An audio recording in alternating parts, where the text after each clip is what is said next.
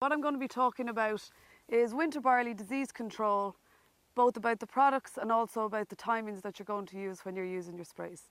So first of all, we have a trial here that's been carried out since 2010. We have it again here this year.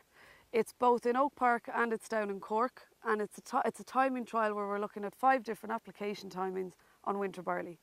At each timing we're using the same spray, regardless of which plot we'll be spraying. Each of them get the same fungicide.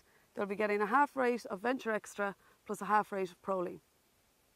So what we have here is this is a graph showing results that we have from the 2010-2012 trials. So that's including 3 trials that we had here in Oak Park and 3 trials that we had in Cork, all on the same variety saffron. And what we were able to take from this, that there was 3 main timings that were the main timings for applying your fungicides.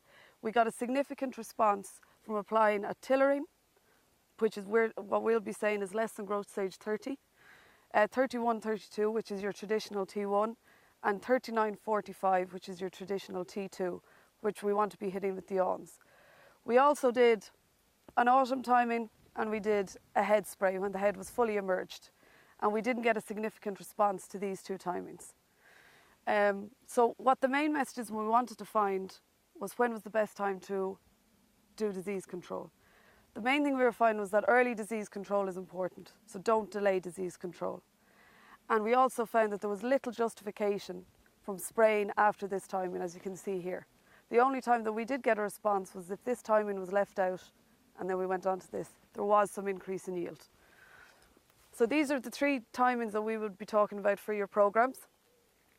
T1 is your tillering timing, which we've already spoken about. So what we'd be saying here is you're going against your foliar stem diseases. You'll be going with a good triazole and a straw if needed, or a multi-site. Ensure you're using something with your triazole. Secondly, your traditional T1, which we would be now calling a T2, at your 31-32 timing, you're going for your foliar disease, you're going for your Rinco. You're going to be using a triazole, SDHI or Straub with triazole. So you could be going for Siltra, Bontima, or you could be going for your triazole, your Proline with your Comet or Amistar.